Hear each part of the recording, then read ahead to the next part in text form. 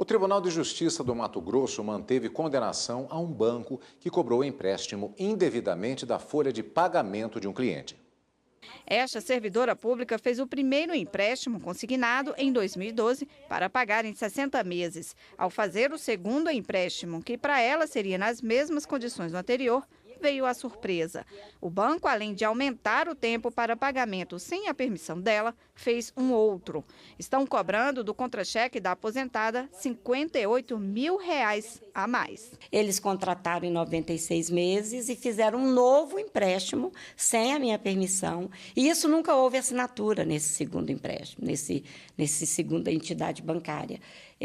Foi feito pelo telefone e eles falsificaram a minha assinatura. Tanto é que o processo, o contrato que foi feito, está lá na Justiça e com a minha assinatura falsificada. Célia tentou resolver com o banco, mas nunca recebeu resposta. O caso dela está na Justiça. Tanto a Constituição Federal quanto o Código Civil e de Defesa do Consumidor são claros. Se ficar comprovado ato ilícito ou falha na prestação de serviço, deve ser reparado. Em Mato Grosso, o banco teve que indenizar um cliente em mais de R$7 mil por danos morais e materiais, porque descontou da folha de pagamento dele um empréstimo feito por terceiros e por meio do cartão de crédito. O banco reconheceu o desconto indevido e solucionou o problema. E mesmo assim, o Tribunal de Justiça do Estado manteve a condenação. O reconhecimento do erro não é excludente do direito, ou melhor, do dever de indenizar o cliente que foi prejudicado.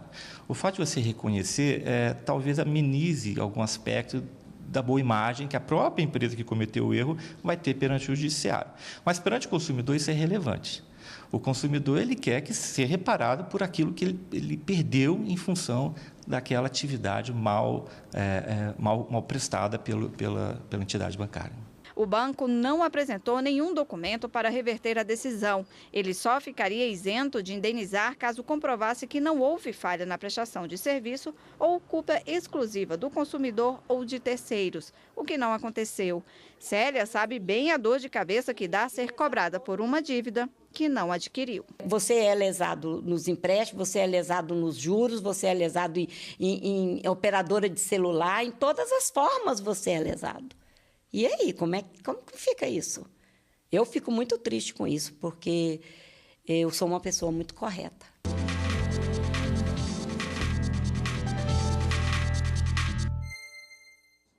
E para falar mais sobre esse assunto, a gente recebe aqui em nosso estúdio o advogado Cristiano de Freitas Fernandes. Muito obrigado pela participação em primeiro lugar, uma boa tarde. Boa tarde a todos.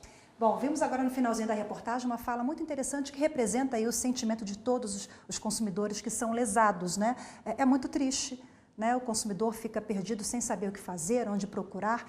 Orienta quem está em casa e passa por uma situação como essa, doutor? O consumidor deve primeiro fazer a reclamação por escrito junto à instituição bancária. Para isso, ele tem que procurar o serviço de atendimento ao consumidor ou a ouvidoria do banco. Né? Se ainda assim não for resolvida a questão num prazo razoável de pelo menos 3 a 4 dias, ele deve sim procurar o PROCON do seu estado e fazer a reclamação. Não tendo também sucesso no PROCON, ele pode buscar a justiça, né? Contratando um advogado e até 20 salários mínimos no juizado especial civil. Lembrando que essa ordem de procura, ela não é obrigatória, ele pode ir direto à justiça, independentemente de outras reclamações.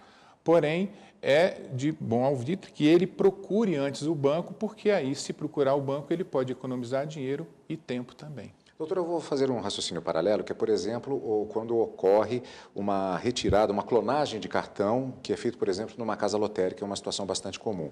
A forma de percepção da fraude é justamente aquela retirada de uma determinada quantia que você não fez numa casa lotérica que você nunca frequentou.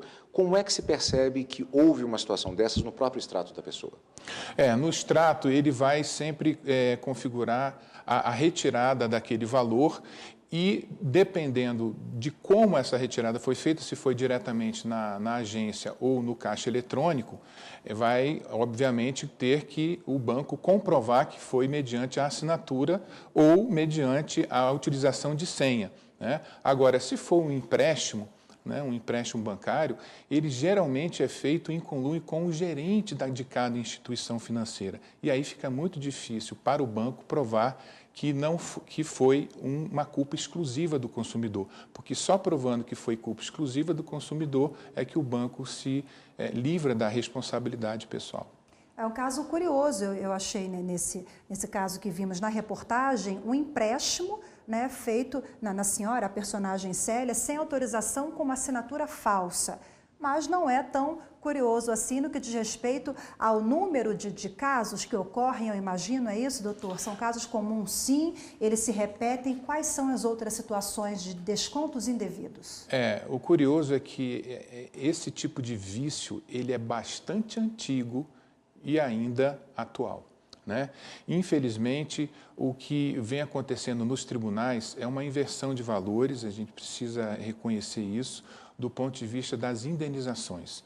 Os consumidores procuram o judiciário para serem indenizados e, infelizmente, no afã de não enriquecer o consumidor em razão daquele prejuízo daquela ação, as indenizações são fixadas em valores muito pequenos, porque se fossem fixadas em valores bastante elevados, isso serviria, sim, de disciplina para as instituições financeiras, né?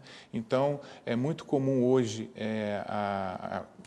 empréstimos não autorizados, né? A aceitação de cheques com assinatura falsificada e também a cobrança de tarifas que são proibidas, né? O Banco Central ele tem uma série de documentos e de relação de serviços que não podem ser cobrados pelos bancos, né? Então, ele subdivide em 4 serviços, os serviços bancários, que são essenciais, os especiais, os diferenciados e os prioritários.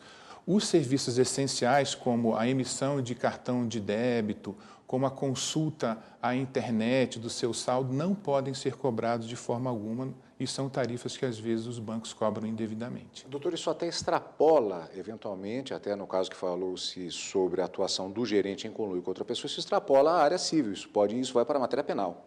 Exatamente. Aí a gente pode até analisar, dependendo da situação, a formação de quadrilha, né, e um crime financeiro que aí passa da esfera civil e também é preciso a atuação do Ministério Público. Ok, doutor Cristiano de Freitas Fernandes, mais uma vez, obrigada pelos esclarecimentos aqui e participação. Eu que agradeço. Boa tarde. Boa tarde, obrigado.